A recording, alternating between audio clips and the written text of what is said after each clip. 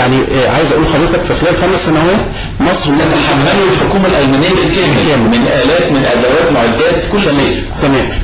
عايز اقول لحضرتك في خلال 5 سنوات مصر ممكن تبقى من اعظم من 5 ل 10 دول في العالم. المشروع بس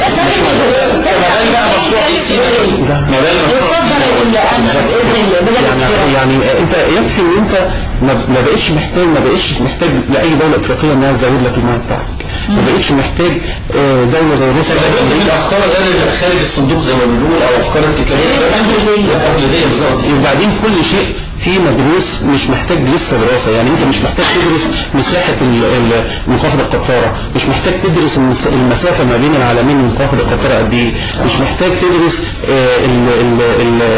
انت محتاج قد ايه من الاردنه لانتاج القمح الناقص اللي عندك، ولا كميه الميه دي اللي هتنتج قد ايه وهتكفي زراعه قد ايه. مش محتاج تدرس ان النبات ده بينتج بترول، زيوت بتروليه، لانه كل شيء في كل نقطه فيها مدروسه لوحدها دراسه. مستوطنات هناك. حضرتك ده جدول عشان اقول لحضرتك كل شيء مدروس. ده جدول عالمي لانتاج الطاقه. حضرتك شوف هنا حضرتك هنا 1 جيجا اهو. واخد بالك حضرتك ثواني يطلع على الشاشه حضرتك. اتفضل. يعني هنشوف 1 جيجا ده جدول جاي قصاد الجيجا الاسعار وهنا 100 جيجا هو على الشاشه دلوقتي حضرتك قدامك. وده هنا 100 جيجا. ودي الاسعار بتاعتهم في الاخر خالص. واخد بالك يعني في كل حاجه يعني في ال 24 ساعه في الشهر في السنه. واخد بالك حضرتك ده عالمي. فعشان كده حضرتك انت مش محتاج ان انت تقعد تدرس لسه، لان ده جاهز. ما هو البترول بيخلص هيبقى في خبراء من المانيا طبعا موجودين. يعني اوريدي المانيا اكتر دوله في العالم مهتميه بالمشروع القديم. واخد حضرتك. والمشروع ده بالنسبه لها ثروه، يعني زي مشروع ذهب. هتقدر ان هي مصالح مشتركه هنا تتقابل او تتلاقى، وبالتالي هم بيحتاجوا ما عندهمش شمس. حضرتك عندك شمس هتقدر تمدهم بيها. احنا بالظبط شباب قوي يعني. القطار القديم هو يعتبر اول خطوه في المشروع بتاعك. هتستخدمها في حراره للتبخير بالظبط، لان حاول اتصل الموضوع بارتفاع 60 متر، والسعر المتوسط هيعلى منسوبه لمتر كمان. وان احنا نحط فيه السخانات الاسود ده هو ده هنحط السخانات الشمسيه بتاعتنا، السخانات السخانيه والجناب هنا القناتين. هضيفها بالميه المالحه هقدر ازرع بيها من 5 وظيفه. دي كل 20 كيلو متر مربع اللي في مصر دي موجوده عندنا. طبعا كنا صدرناها. بص حضرتك الصوره دي والهند وشمال استراليا. احنا هناخد المشروع ده وننفذه عندنا. تكلم على مليون فدان قمح هيجيبوا داخل مصر، قمح او ذره او ايه؟ اعاده توزيع. هي دلوقتي الدكتور جنزوري قدمت له المشروع ده الايام دي في مرحله ان شاء الله الاسبوع الجاي. حضرتك قلت ان في نبات معين بالظبط. لا بترول ماده نفس تركيبته. نفس تركيب البترول. انت على طول بتاخد موعد مع الرئيس باذن الله. موجوده، ودي من المزايا اللي هتخلي المشروع ان هو النهارده لو بدا تقليديه بالظبط. وبعدين كل شيء في ثواني يطلع على الشاشه حضرتك. اتفضل. يعني في كل حاجه يعني عشان كده حضرتك انت مش محتاج ان انت تقعد تدرس لسه، لان ده اكتر دوله في العالم مهتميه بالمشروع القديم. واخد حضرتك هنا تتقابل او تتلاقى، وبالتالي هم حب الشمس والهواء في ازايز ويباع للعالم كله. يعني استفاده المانيا هنا ايه بالظبط؟ بقيه العالم كله طاقه نظيفه. وهو اهم حاجه على اللونج ران اللي هو ان احنا هنحافظ على صحه الانسان المصري. بطبيعه الكلوروفيل الماده الخضراء بتمتص الملوثات. هيتعمل صناعات كثيره جدا من خلال اعاده احياء الارض دي تاني. مهمه جدا. بس هقول لحضرتك دلوقتي انا بدل ما بمشروعات يمكن كانت اليابان والصين فيها ويمكن يدخلها الخريجين ما بيلاقوش شغل. لا السكويت فائق بكتير اكتر بكتير. انا بقول بالشكل ده لان احنا مطالبين، والشباب اللي بيبص لكله شايف مصر رايحه فين؟ مصر بتقع، الاقتصاد ما فيه شيء. يعني مصر مش الانسان المصري ده يقولوا ما بيقولش الآلية ازاي بس يعني هي مشروع السياحي لهذا المشروع طبعا من ضمن ده هيدخل ده اليابان ما عندهاش ابنيه ثروات طبيعيه مع الوضع عمله اللي قبله يبتدي الصفر من جديد يعني ما فيش استراتيجيه ثابته سمعت حد مسؤول عنه في مصر عمل موتور بيمشي بالميه ان كل مصر لان ده مشروع كل واحد مصري. ان شاء الله رئاسيه هنتقابل معاك مره. محمد غلوش مشروع جامد عدل.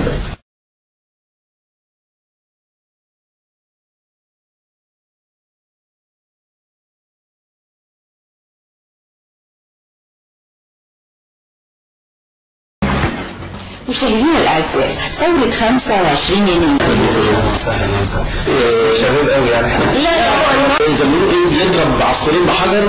هنا عايز اقول 5 عصافير. القطار القديم هو يعتبر اول خطوه في المشروع ده. هتستخدمها في حراره للتبخير المصالح لان قصه القطاره بارتفاع 60 متر وسبته بس على منسوبه لمتر كمان والضغط اللي جايه وازاله الجليد اللي موجود وبالتالي ترتفع مناسيبه. احنا نحط فيه السخانات الاسود ده هو ده هنا هنحط السخانات الشمسيه بتاعتنا السخانات البالونيه ومن هناك هنا القناتين الميه بالميه المالحه هقدر ازرع بيها من خامه نظيفه دي كل 20 كيلو متر مربع بيدوني. مصر دي موجوده عندنا طبعا كنا صدرناها. بص حضرتك الصوره دي يبقى احنا من الدول المهمه دي الخليه الشمسيه حتى الان من $1 إلى $1.50 على مليون فدان قمح هيجيبوا داخل مصر قمح او ذره او ايه اعاده توزيع هي بقى جنة دلوقتي الدكتور جنزوري قدمت له المشروع ده اذا لقينا المشروع ده وامنا ان فعلا المشروع ده موجود ساعتها كلنا وزير الماليه والطاقه حضرتك قلت ان في نبات معين بالظبط طبعا هتتقابل مع تيارات هواء بتاعتها لو حطيت عليها بكتيريا اسمها الايكولاي بتتحول الزيوت بتاعتها ما فيش اي سبب ليه درجه حراره باذن الله انت على طول بتاخد موعد مع الرئيس باذن الله بتبص للمستقبل بتبص لبكره ما بتبصش موجوده ودي من المزايا اللي هتخلي المشروع ان هو النهارده بالنسبه يعني هو مش محتاج مصر تتحمله الحكومه الالمانيه بالكامل من الات من ادوات معدة 5 ل 10 دول في العالم. المشروع بس افكار ابتكاريه تقليديه بالظبط. وبعدين كل شيء فيه مدروس على الشاشه حضرتك اتفضل. واخد بالك يعني في كل حاجه يعني في انت مش محتاج ان انت تقعد تدرس لسه لان ده اكتر دوله في العالم مهتميه بالمشروع القديم. واخد بحضرتك تتقابل او تتلاقى وبالتالي هم شباب قوي يعني القطار القديم لان اقتصر الموضوع بارتفاع 60 متر عندنا طبعا كنا صدرناها. بص حضرتك الصوره دي الدكتور جنزوري قدمت له المشروع ده الايام دي حضرتك اتفضل. يعني في لان ده اكتر دوله في العالم مهتميه بالمشروع اللي هو ان احنا نحافظ على صحه الانسان المصري. التخطيط السياحي لهذا المشروع طبعا من ضمن ده هيدخل ده اليابان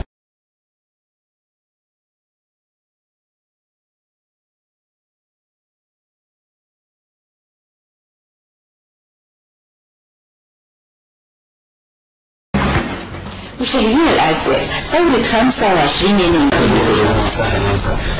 شباب قوي يعني لا بيضرب عصفورين بحجر.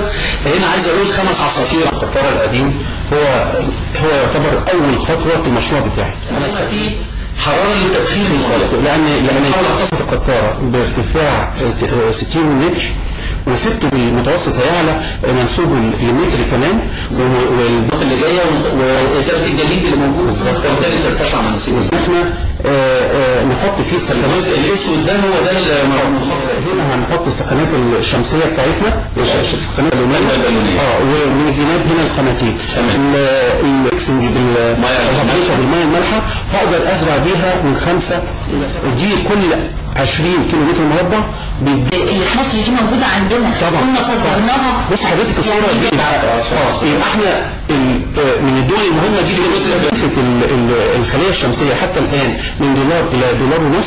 احنا فدان قمح هيجيبوا داخل مصر قمح او ذره مشروع قومي اعاده توزيع هي طبعا جنة. الدكتور جنزوري قدمت له المشروع ده؟ كان اذا لقينا المشروع ده وامنا ان فعلا المشروع ده موجود ساعتها كلنا وزير الماليه الطاقه حضرتك قلت ان في نبات معين البحر طبعا هتتقابل مع تيارات هواء ده الانسان عارف ده لو حطيت عليها بكتيريا اسمها الايكولاي بتتحول للزيادة الغربيه ما فيش اي سبب ليه. درجه حراره باذن الله انت على طول بتاخد موعد مع الرئيس باذن الله. بتبص للمستقبل بتبص لبكره ما بتبصش موجوده ودي من المزايا اللي هتخلي المشروع ان هو النهارده بالمناسبه يعني هو كل مش محتاج اكتر من سنه تتحمله الحكومه الالمانيه بالكامل من الاف من 5 ل 10 دول في العالم. المشروع بس الافكار التقليديه بالظبط. وبعدين كل شيء فيه مدروس على الشاشه حضرتك اتفضل. واخد بالك يعني في كل حاجه يعني عشان كده حضرتك انت مش محتاج ان انت تقعد تدرس لسه لان ده جايز ان العالم مهتميه بالمشروع القديم. واخد بالك مصالح مشتركه هنا تتقابل او تتلاقى وبالتالي هم شباب قوي يعني لا القطار القديم هو تصل الموضوع بارتفاع 60 متر عندنا طبعا كنا صدرناها. بص حضرتك الصوره دي والهند مش الدكتور جنزوري قدمت له المشروع ده الايام دي حضرتك اتفضل. يعني في لان ده اكتر دوله في العالم مهتميه بالمشروع اللي هو ان احنا نحافظ على صحه الانسان المصري بطبيعه الكلور في هذا المشروع طبعا من ضمن ده